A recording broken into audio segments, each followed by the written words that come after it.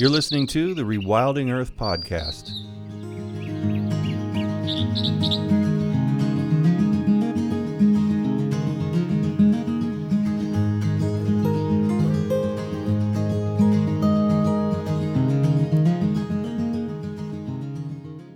The Rewilding Earth podcast is supported by businesses such as Patagonia and Catula, the Whedon Foundation, and listeners like you.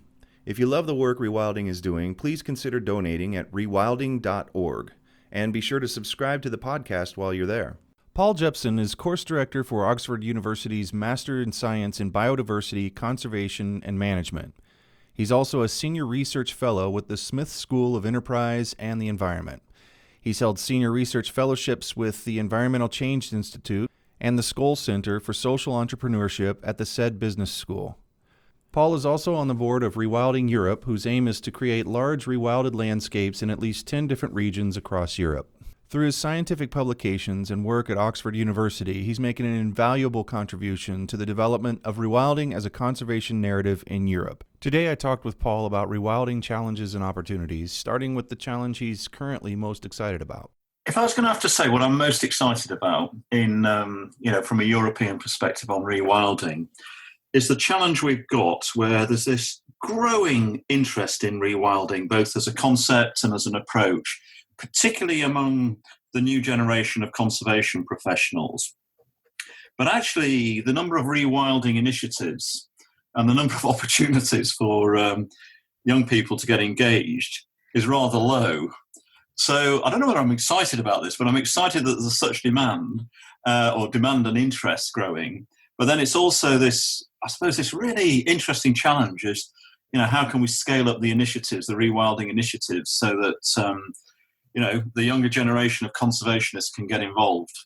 I was just talking with Vance Russell, and we were talking about what people could do, people who might want to change careers, people who are maybe want to change a major or two if they're in school, or people who want to retire in style and do something really exciting. Yeah, I think you can come from this from a number of ways. So I think, one of the things we're thinking quite a lot about in Europe is we call it making policy space for rewilding. So, we have quite different traditions of conservation in Europe to those you have in the US. Our conservation institutions, they've been very strong. They've been very good at protecting the little nature we still have after these sort of millennia of human change on the landscape.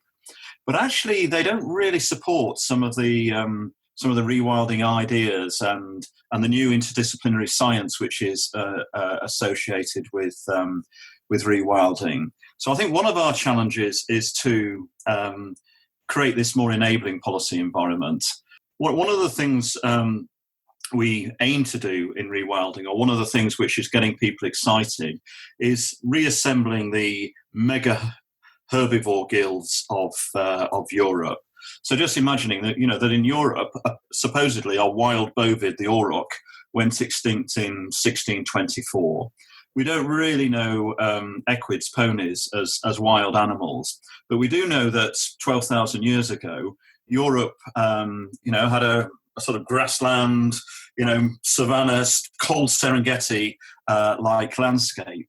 And also, all of our science is now showing that actually, when we sort of split, we domesticated part of the animals, we wiped out a few, and other ones, kept wild, remained wild. When we did that, we lost an enormous amount of bioabundance and biodiversity.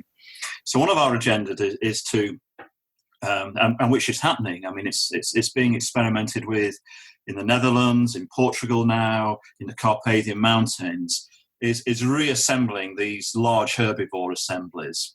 And that's really interesting. So some of the animals are still there, like, red deer and roe deer, for example. Wild boar is still there in some countries.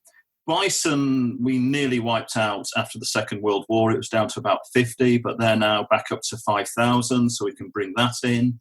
And then we've got the bovids and the equids. So horses, the ponies are quite easy to de-domesticate because they were never domesticated for meat production or as much as cows were. And then we've got bringing back the bovids in, and some of there we're using old breeds, but also there's been a really good backbreeding program creating. It's called the Tauros, so an analog of the extinct auroch, which to every extent and purposes looks and acts like an auroch. But when we're trying to reassemble these, we only know the tauros and ponies as domestic animals.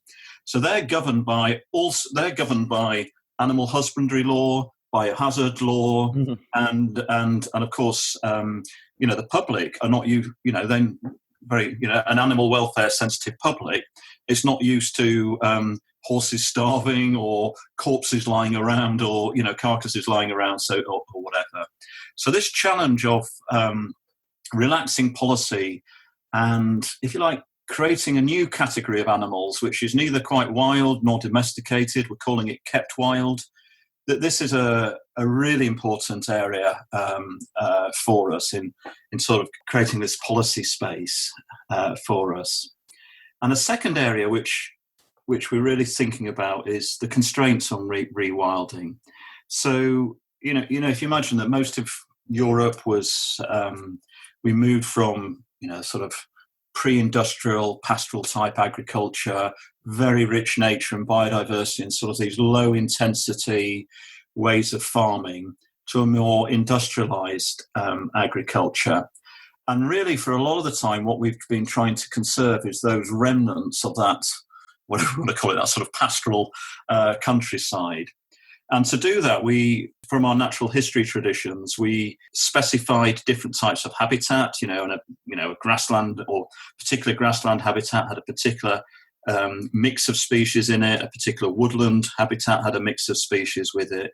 Or we assigned red list categories or endangerment categories to our species. So this was an approach to conservation which was based on composition. The beauty of that is it created really strong law. You can specify those habitat types in law. You can specify which species need recovering. And then you can use the law to stop those sites or species being damaged. And if they are damaged, you put in mitigation measures and so forth. So it had really strong law in it. And it's been used very effectively to counteract the energy or the agricultural or road building lobbies. But when we bring in rewilding in, and we're talking about, restoring dynamic processes and new natures which take inspiration from the past but are novel and future natures, it all creates this sense of flexibility, and you can't really specify it in law. So we're required, if we designate a nature reserve, we're required by law to keep it in favourable condition. But that favourable condition is specified by, classifications and surveys done in 1950s or 60s, 70s community ecology. So there's a tension here about how to bring in rewilding and this sort of bigger scale, more dynamic, more open-ended, more novel way of doing conservation within the current legal frameworks. And that's interesting because also our conservation lobbies see, to some extent, it's changing a little bit now with a new restoration agenda, but they've seen rewilding as a policy risk. That, if we tell people natures can be restored and they're flexible and dynamic, then those lobbies against nature conservation might say, "Great, we like that sort of conservation. We can work with that. If we damage sites, they can be recovered." That sort of worry. After so many things have been so altered for so long on a landscape, and then laws have been made since then during that time and until now, the readjustment, the rewilding of law I think it is. I mean, I don't know about you, but I think this is the lovely thing about rewilding, that it's starting to happen in different places, in different contexts. And we've got great stories to share with each other. And, the if you like, the de-domestication angle of rewilding in Europe, I mean, personally, I find it absolutely fascinating, because it's extraordinary, the natures that kick back and come back in when we do reassemble these skills. So, if you're an ecologist, it's just like, wow, that was totally unexpected. I mean, I'm a bird watcher, so most birders, we're interested in rare things, and or just these things which we're losing them. We're losing nightingale from Britain. That it sort of hurts. You know what I mean, when you can't go out to your local site and see them. Or then there's another species called blue throat, which you just I just wish they were around, sort of thing. And now what we're finding is that when we sort of restore natural grazing dynamics, first of all, nightingales just kick back and then also blue throats appear. So species which we thought were in sort of different routes, they haven't appeared yet in the UK, but they've appeared in numbers in the Netherlands. And this is because it seems that these species, what they really specialise in is where you get that ecotone between grassland, bits of scrub, bits of reed, muddy little areas puddled up by the cattle. Those sort of really dynamic sort of grazing vegetation dynamics. And then we sort of realised, we've been trying to manage for this for years, and you just can't do it. It's something which just comes out of the interaction. So this de-domestication, you can be surprised and excited if you're an ecologist. I work on policy, so this idea about how we can create a policy framework. For instance, the cattle and horses. In most of lowland Europe, they couldn't be truly de-domesticated and become wild because the landscapes are too complex. They're too, fragmented into roads and housing areas and so forth. So, there's a public liability thing. You can't have herds of the new Tauros sort of wandering across a motorway or whatever. So they're always going to have to be kept to some extent there and managed to some extent. And then there's this, as you say, this rewilding policy or rewilding law. But then there's also the rewilding of public sensibilities. Basically, most of the European public has been conditioned that we don't see death. We don't see death in the countryside. Or when we do, we see it in that fleeting glimpse with a roadkill, and they go, oh, poor badger, and then it's gone from your imagination. We're not seeing a carcass or death in nature as a sort of lingering, type thing.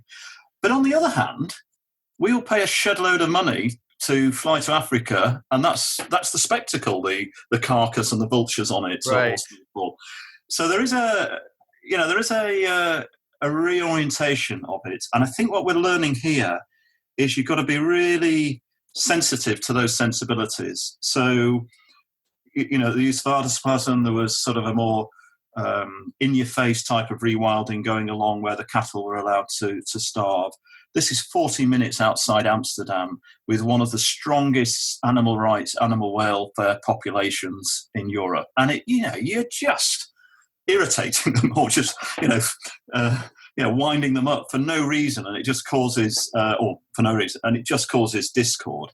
So, another model, a second generation model, has developed in the Netherlands where the wild, herbivores, the cattle and horses, they're monitored, and when they're looking like the ones which are looking like they're going to go out of condition and starve in February, March, are clocked, and then they're fed and they're allowed to regain condition through to the spring, and then they're harvested for wild meat.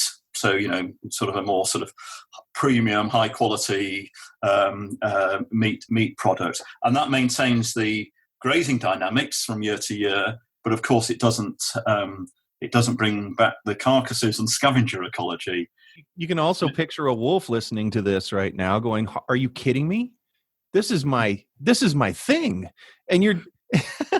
Yeah, so this is where it all gets really exciting. So we then start to think, well, there are areas where probably people wouldn't mind happen chancing on areas which look more natural, which are bigger, which are maybe a little bit more, remote, so seem a bit more wild from the cities. So, this is where policy is going. So there's a new European project to see whether we can relax policy it's a big thing to allow carcasses to lie because of, we've got all of these worries about TB in cattle or whatever. But if we could start designating areas where, the wilded herds could actually, sort of live, give birth and die, I think we would get some spectacular returns. I mean, we've already, as you may know, we've already got wolves moving throughout Europe now. I think there's, there may be 10 or so packs in Germany. There's 2 now in the Netherlands. The vultures would kick back quickly. This sort of opens real opportunities for new engagements with nature. I don't know what it's like in the US, but nature photography is just taking off in Europe through, all what you can do with digital. And out of that, there's new wildlife hide businesses, there's new ways of gaining revenue from natural areas. And, if we had the sort of classic safari type experiences available in Europe, it could be good for everybody, really. When you're in a hurry, and, even if you're talking about some of these things being trees that have to grow for 200 years before they're ever considered old growth, and we're all going to be dead by the time what we just planted is going to come to fruition and be a great carbon sink and habitat, but you still feel a sense of urgency, and some of the conversations that you find yourself having to slow down and have. How do you deal with that? Because you want to make the biggest impact you can in your lifetime. Most of the things we do are not even going to come to fruition in terms of a full circle rewilding effort until long after we're gone. Yeah, no, so you're onto some really good. So what you're talking about is just the sort of things which are in our mind. So I'm really interested in this idea about how do we bring about transformative change towards wilder natures? And it's really transformative change in our institutions. So these may be the cultural institutions, like how we think about nature, or the policy institutions, or legal institutions, which I've just talked about. I have to say, I think the Dutch they're absolutely leading the way. And a lot of what I'm saying here is inspiration I've got from engaging with people like Wouter Helmer, Frans Scheppers in the Netherlands. But their idea is that, basically you can think about most societies, we don't like widespread change and we don't like the prospects of widespread change, but we do like funky experiments. Architecture is good at this. Someone builds this outrageous architectural building and we all go, oh God, that's a bit cool, and talk about it. And suddenly you've got a shard in the London skyline or whatever. And they've taken this approach of pioneer projects, where you find somewhere which looks good, you just begin, but as you begin, you start showing a vision of the future. And then as you begin, you're very open, and you're open to people from other walks of life coming in and being part of it. So it's much more of a sort of like a networked bottom-up conservation, where you start with a project, you start articulating a vision. And then, in this one, the one I use, the Gelderseepoort in the Netherlands, to think about this was started by a small NGO, but actually the person who had the NGO, which is Wouter, also had a consultancy, so talked about it. And then, a couple of progressive people in the local river management authority, they were saying, yeah, you know what, we need to do things differently. Maybe this is a way. Maybe we could start working with you to sort of, just think about how we could try some new stuff. And then somebody from WWF came in and said, oh, you know what? Actually, we're trying to think of doing something different. Maybe we could work it with you. And then, they did WWF was linked up with a brick factory. And the brick factories were saying, you know what? We need aggregates, but everybody's against us at the moment. Maybe we could, buy the land and dig out all the silt and restore the river dynamics. So it just by starting, and then this pioneer project, of course, as you're doing it slowly over time, more and more people start coming down and have a look at what's going on, getting interested in it. Then, you do a release of beavers and you bring a high-profile person in to do that. And it just sort of builds organically through this, through these pioneer projects. And I think that's quite an interesting model of institutional change. So you're not sort of, setting out a grand vision and saying, we're going to do this, which will, there'll always be people against it.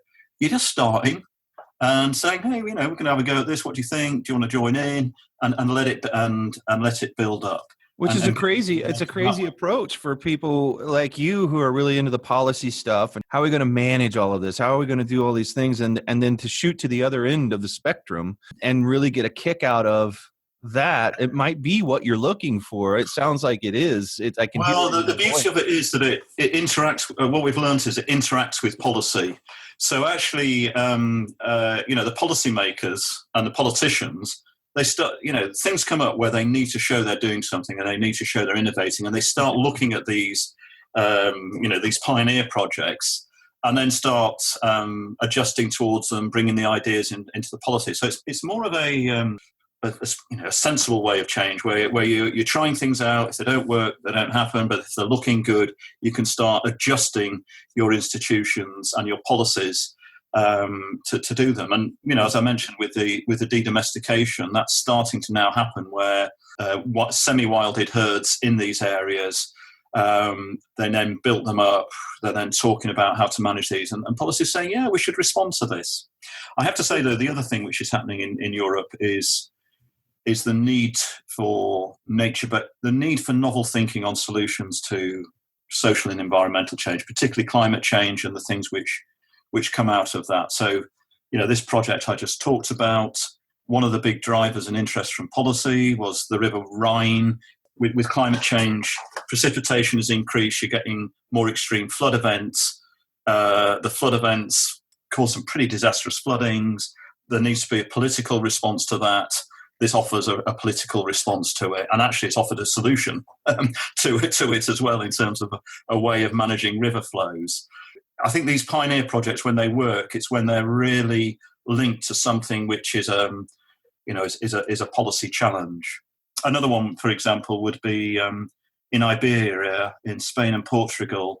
We've got an increasing problem. Well, actually, this will be very relevant to US listeners with wildfires. And again, this is a sort of climate change response, in part, hotter, drier summers, but it's also a social issue with rural depopulation, people moving to the cities, traditional herding, shepherding dying out, scrub increasing, biomass increasing, hotter summers, more intense fires. And there, this is an experiment coming in. We're thinking of rewilding, wilding with, introducing grazing and getting these sort of grazing mosaics going will just reduce the biomass in there and then reduce the intensity of wildfires. So again, those sort of ways of framing rewilding in a nature-based solution way, and then having experimental projects, all these pioneer projects to sort of test and show how that can work. This seems to be one of the ways we're gaining traction and opening up the policy support for rewilding in Europe. It feels like the way you characterize it and the picture you drew on our very first podcast with Dave Foreman, he kind of went all the way around the world and he just traced rewilding and how it's popping up in all kinds of different places, and the way that it's kind of nice to hear how it all seems a bit organic, and at the same time and at the right time, the policy people will come in and go, okay, this needs to be addressed. And I totally agree. I mean, I really enjoyed listening to Dave's podcast and thinking about, and I'm a geographer, so I've been looking at geographies of rewilding, and the way the context sort of shapes so much what happens. So, the pioneer projects I was just talking about, that was very, it just seems the Dutch, that's the way they do it. In the UK, we're totally different. That we've got sort of quite political rewilding where George Monbiot, his book Feral, fantastically compelling book for a particular political aspect, but really annoyed a whole lot of people and put their backs up. And we, in Britain, we just seem to want to argue with each other. And I don't know what it is about our culture, but we just bicker with each other all the time. And then it takes ages to actually start off with anything, or everybody's fearful to try a pioneer project because they just think they're going to get loads of people shouting at them.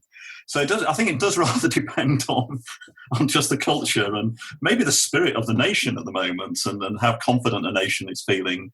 Well, I was thinking too that we're having a little bit of a problem over here in the United States. You might have heard about it, the current administration.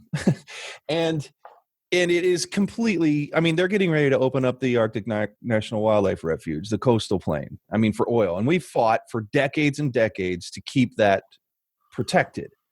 And I guess maybe a bit of hubris set in. I started thinking that there's no way, that is the crown jewel of America in terms of pristine and largeness and everything else. And then I started thinking, okay, well, there's a lot of people feeling pretty powerless. You guys aren't having much better luck with your political world either. And I feel like almost like rewilding has gotten to some point, or has the potential to do so in a much bigger scale. It's got maybe the potential for more momentum in the direction of transcending policymakers and politics and politicians and this slow moving machine that has really ground to a halt in many different political climates around the world. Everybody complains about everything being slow in government. That was an old joke before it became like really cemented almost in terms of conservation in some areas. We're feeling it here. I know you feel it there sometimes as well. And this rewilding thing taking off from the ground and people just trying things with the aid of really great minds and scientific thinkers and conservation biologists and people, helping. These are not half-cocked ideas or anything like that, but they are kind of sort of transcending. Let's just go around the government in some instances. And it's not that brash. It's not that in your face about it, but it is just in an innocent way. It's like, we've got to do something and we can't wait for these guys. I think I'm with you on this. I mean, I think there's something interesting going on, and I think there's something which rewilding is chiming with. And I think you probably put it on your thing that, I don't know, it just seems that the powers to be, whatever we want to call them, have just slightly lost it, be it our politicians or our policymakers or the economic system or whatever. And something I've written about is this idea that in rewilding we're seeing a new environmental narrative, and maybe this is even more a narrative which just people beyond rewilding want. So rather than the things aren't good, we're moving to catastrophe, and there's a whole load of people who are doing bad things in the middle, humans, fecundity or profligacy or greed or whatever, and we need government to do something about it, and we always find government lacking because they've got other agendas or whatever. I mean, it's quite an anxious narrative to live your life in. But actually in rewilding, it seems that it's much more of, look, this is where we're at, it's not great, but actually, let's actually just think differently. Let's just almost like just unsettle ourselves and start doing things and reassess and get going, and then we'll have a project we can all get involved in, and we all being these sort of local rewilding initiatives, and through that we'll refine wellness both for ourselves and for nature. So it seems that in rewilding, or the way people tell rewilding stories, it's more of an empowering and hopeful narrative. And fundamentally, it's this narrative of, we're talking about recovery, about restoration. That seems to me to be at the core of, how the rewilding message seems. But whether it's in the US where you're connecting up cores, you're reassembling, you're bringing wolves back in, all of that sort of things. In Europe, we're talking about the recovery of large herbivore populations and what have you. And recovery is quite a positive thing to be thinking about, I think, in this current political situation. The fascinating thing here in the UK at the moment is, as you all know, my goodness, the whole Brexit thing at the moment is unbelievable. That we could be, we're planning to leave the European Union. And all of that. I hadn't heard about that. What's that all about? Yeah, you haven't heard about that. But I mean, the amazing thing is that it looks like we spent 2 years getting a deal, and our Parliament isn't going to be able to make a decision on it, so we could crash out of it. Of course. I mean, so all of that is really. But that sucks the wind out of the room, doesn't it? I mean, if you're following that, and then you're also, if you are on Twitter or wherever you get your information, you're seeing this dire and very urgent message from. No, but here's the thing though for conservationists is that there's all of that going on, but then at the same time, because we're planning to exit the European Union, we have to rethink our environmental laws. So the government has also decided, and this is going through at the moment, that it's published a 25-year environmental white paper, and it's about to announce an environmental bill. And two things. First of all, if we leave the European Union, we're no longer bound to the common agricultural policy, and that has been an absolute straitjacket, both on conservation and rewilding. So in a bizarre way, we might be able to innovate in conservation by becoming outside the European Union. I'll say absolutely up front, I'm a Remainer, and I prefer us to be in it. But I think, all of us conservationists, when we see an opportunity, you've got to start taking it. Yeah. But then the other really exciting thing is that Environmental Secretary and the Prime Minister stated up front that this new environmental bill is going to be going beyond protection to include restoration. And we might even have in the bill a legal requirement that we have to leave the environment in a better way than we found it. So this suddenly brings restoration right to the front. And then, of course, we've got this... It also brings up a really big question. Who is we? Yeah, actually. Our great-great-grandparents or their Well, us? So two things here. So it's saying we, as a generation, as a parliament, as a society, are going to leave nature in a better way than we found it. Wow, that's pretty cool. But then it opens all of these questions up of, well, what are we restoring to? Are we restoring to an 1850 benchline of, pastoral nature? Can't do that. Are we going to... So what are we restoring to? And then there's another question of, well, who are we restoring for? Are we restoring it just for nature's sake, or for the benefit of nature and people? And of course, it needs to be in our politics. It needs to be that one. And then there's questions on, well, who and how do we decide on restoration? So you can see where, with that set of questions opening up, where Rewilding, which is really offering some nice answers to those questions, or seemingly offering some nice answers to those questions, you can see where this is like, wow. And there's, it's not surprising that there's so much interest in rewilding, because, the governments, if you like, send out this signal. It's saying, look, we're going to do restoration. It's come up with some rather standard things of let's plant some trees. But there's all of this say, right, okay, we can innovate with that idea. And how can rewilding help us go for it? And there might be some major policy changes in our agricultural subsidies, which could enable it. So it's a strange situation for conservationists, where most of us, believe in the European conservation movement, the achievements which the more protective regime have made, and yet in UK we might be able to innovate. If Brexit happens.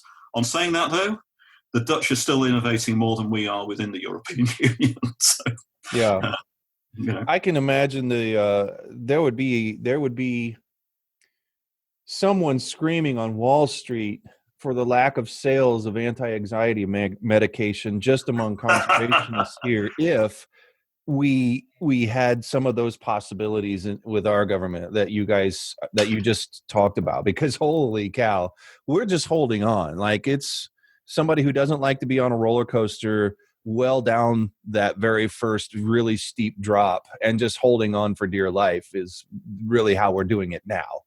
Well, I have to say, I think we feel we're holding on. I think we might be going over a precipice, but I think a lot of conservationists are saying, well, that's outside of our control, but what is in our control is to innovate conservation. And let's get back to that, because that is really actually what this is all about. Is like, where is it? I wanted to find out, where is all of this really going? And Dave kind of led the roadmap out. He's like, let's chase this down. Let's find out where this is going all over the world, not just North America.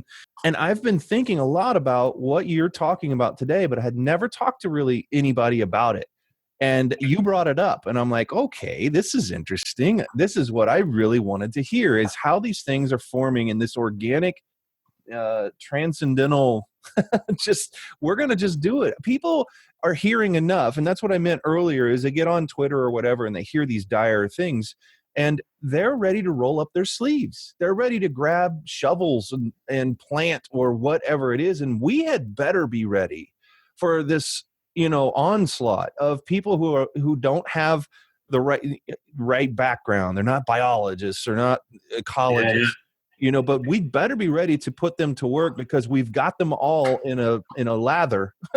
They're all frothy and ready to go.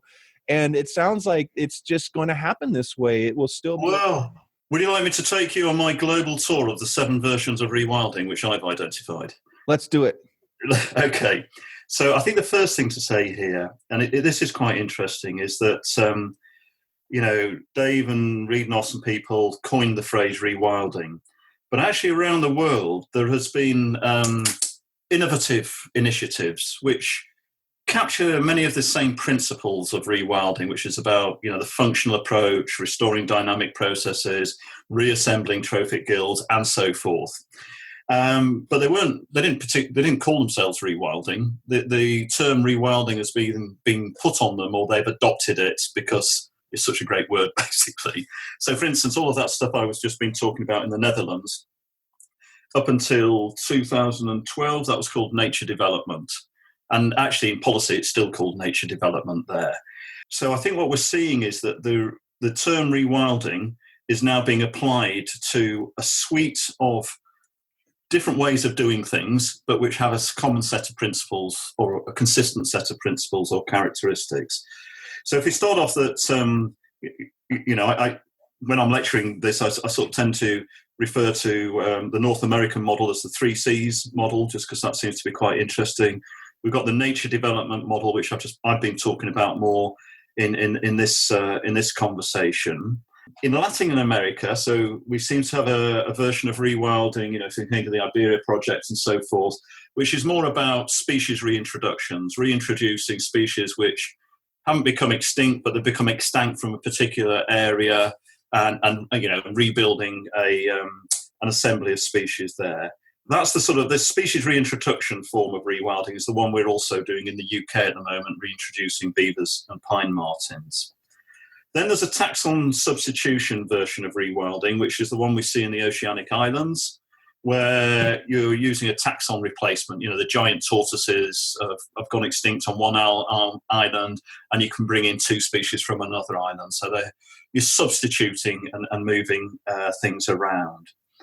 Then there's, and I think this is rewilding, but I think some people may disagree with me on this, but actually one of the most amazing restorations, wildlife restoration instances has happened in southern Africa post-apartheid. So, 1970, 1980, as you may know, South Africa and Namibia, the wildlife was decimated. I mean, it was just awful. All the resistance armies had, eaten it and everything. And they used the wildlife economy model, where basically wildlife, people were given property of wildlife on their lands, and we got conservancy models growing up in Namibia, and then we got the wildlife economies, which is sort of like a private game reserve, game ranching models in southern Africa, which have been hugely successful in, rebuilding bioabundance and actually in bringing peace and prosperity to rural economies. So that's the sort of what I call the wildlife economy model. And then we've got one which I can't quite get my head around yet, but I'll try and explain it anyhow. The Australian rewilding model, where our colleagues in Australia, my goodness, they have a headache. So they've got their native wildlife, which is in a right mess. They've got introduced mesopredators such as cats and dogs and everything, which are beyond, we can't control them. And they're creating a sort of hybrid ecosystem model or experimenting with this. This is work by Chris Johnson, so a good example to talk this through. You've got bandicoots, species of bandicoots, marsupial bandicoots, which can only survive in zoos at the moment because introduced foxes will eat them. What they're now doing, and this is a bit crazy, but then they've got sheep and guardian dogs, And they're finding that if they introduce sheep or set up sheep with guardian dogs in a particular area, the foxes relate to the guardian dogs as a wolf, if you like. And in areas which are with sheep and guardian dogs, the foxes either keep out of them or they move through them quickly and they won't hunt. So you can have your bandicoots reintroduced into these areas. Well, so I don't quite know what to call that, but I call it hybrid rewilding, where you're just working. I think this is a real principle of European of rewilding, is you just do what you can do with what you've got, sort of Yeah. idea. And then we've got one which is what I call it experimental rewilding. And there's a few of these about, but the big one, which you may have heard of, is the Pleistocene Park in Siberia, led by the Zimovs. And this is nature-based solutions at a big scale. As you may know, the Arctic is warming faster than any other part of the world. And in northeastern Siberia, you've got these super thick soils called Yadoma soils. They're about 40 meters thick. And they're made up of, they've got massive ice wedges going down through them. So this is the permafrost. They're frosted soils. Mm-hmm. But with climate change, what we're getting is that as the Arctic warms, these soils are warming. So you have this active layer, it's called, which freezes and thaws every summer. But as that's getting bigger, the ice wedges collapse and you get lakes forming. And then you get carbon dioxide released from the thawing permafrost, and you get methane being released from these lakes. And it's just a nightmare, the amount of carbon which could be released there. But what the Zimovs realized, and Sergei Zimov, before the collapse of the Soviet Union, was a permafrost scientist because the Soviet Union needed to build on permafrost. When you study these soils, you need to find exposures, and these happen along rivers. When he looked at them, he was saying that they're just full of bones. I mean, I was lucky enough to go there in September with some colleagues, and you look at these, and there's just sort of like horse bones falling out the bottom of them, and there were mammoth bones, and and what they realised was that 12 to 14,000 years ago, these areas, what we now see as boreal forests and tundra, they were grasslands with mega herbivore, big species assemblage, and mammoth steppes, they call them, with bison, cave lions, equids, and so forth. And it's now widely accepted that the collapse of those megafauna assemblages happen from human hunting in them.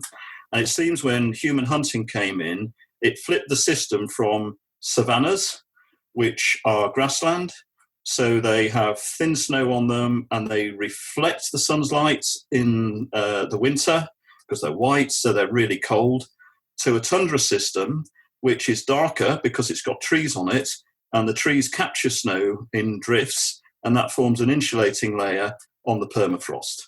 So now that's been all right for sort of 12,000 years, but now with global warming, that's becoming a real problem.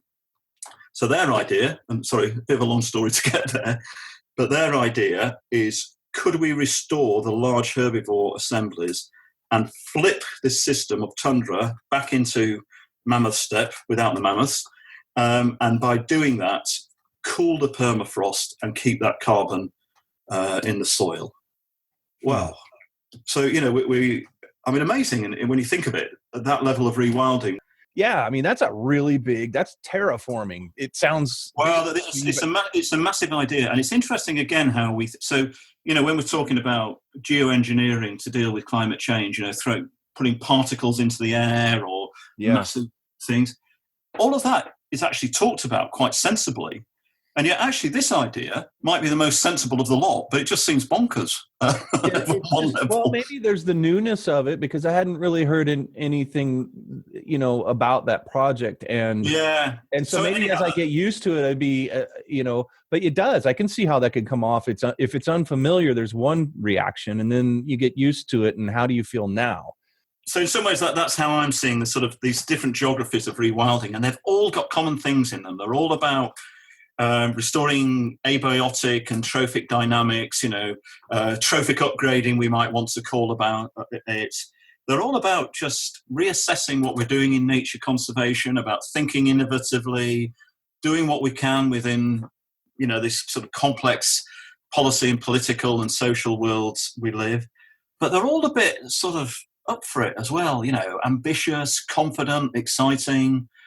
I just think it's great to see a conservation, whatever you want to call it, landscape of the world with all of these really interesting rewilding projects or initiatives and ways of thinking starting to emerge. I think one of the at least my takeaway here, one of my takeaways is the organic nature of rewilding. Yeah. Just from a people's standpoint, the people are ready to do stuff and have been, and they're joining people who have been doing things for quite a long time. Yeah.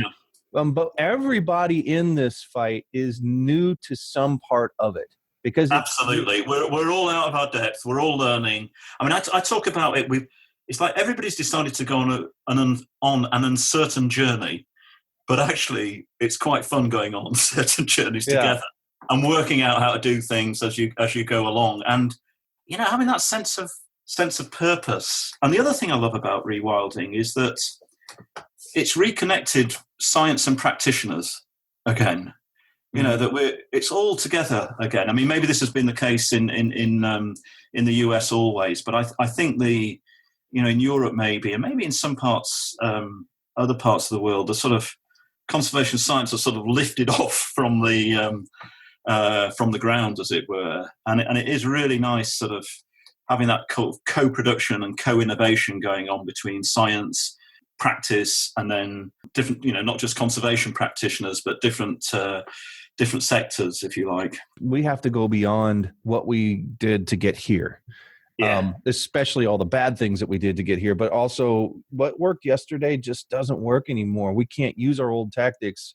One of the things in the US that the only thing really stopping a wholesale destruction of everything we fought for with the Wilderness Act and everything else is the court system. And if it wasn't, that's the only old school thing that's actually working to defend many of the places that would otherwise be opened up in this 4-year period.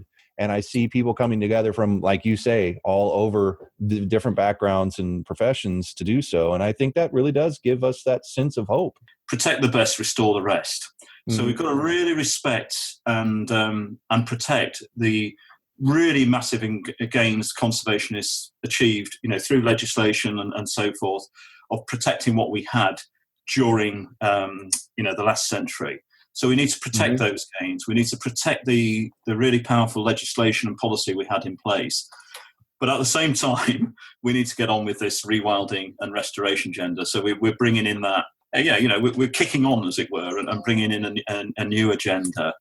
And then there's the questions of, well, where do we do this? And again, I think we're finding in Europe that there's a lot of degraded land that we can restore and rewild. And we don't actually have to start doing it in the reserves which have been protected under the old, under the established way of doing it, particularly the small reserves. When we get to the bigger areas in the Carpathians or whatever, I mean, rewilding and the management, goes one in one. But if I think in the UK, where we've got beautiful hay meadows which have been designated, or woodlands full of bluebells and these carpets of bluebells. Those are really beautiful things. If we rewilded those, the whole patterns of plants and so forth would change, and we might lose that natural heritage on it. So we have been quite careful to say that it's not about replacing the way we're doing conservation. It's just saying, why can't we have a dual way of doing conservation? We'll have a restoration agenda, which is rewilding, and we'll run that alongside our protective agenda on it. And over time, the two will start interacting, and let's see what happens.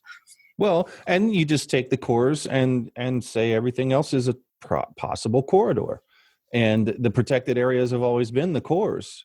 For us, 99% of everything we talk about is starting out with some core protected area that is an island somewhere formerly on the way to somewhere else, safely for a jaguar to move up into the United States or something like that. And so we look then at what's stopping them now? Well, the obvious things, highways, other developments, things like that. Let's take that as it stands. But also there are these pieces of land. And then you start saying, well, who owns that? Are they amenable? Could they be? And then we just start working it out as to, here's the plan. I think it helps people when they're looking at maps, especially.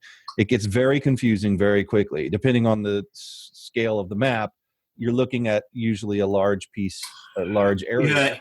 Yeah. And you start to get confused. And they're like, well, wait a minute. Okay, now I was excited, but now I'm confused. And I think the core corridor buffer zones and things like that has helped us to mitigate that fear of moving forward, or that deer in the headlights sort of feel of I can see that.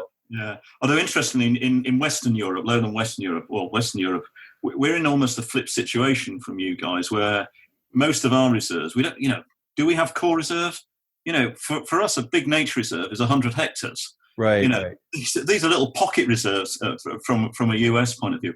So what we're actually finding now, as we're bringing rewilding in, is that because to sort of rewild with herbivores, minimum you can do it down to about 250 hectares, but we're going for bigger areas. So actually, as we're starting to bring in rewilding projects, these are starting to become the bigger core areas in relation to these these heritage bits. So it's a bit of a flip system.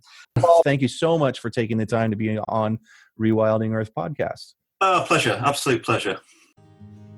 Thanks for listening to the Rewilding Earth podcast.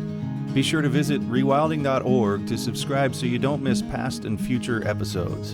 And while you're there, please consider supporting Rewilding by making a donation or subscribing to the Rewilding Earth newsletter.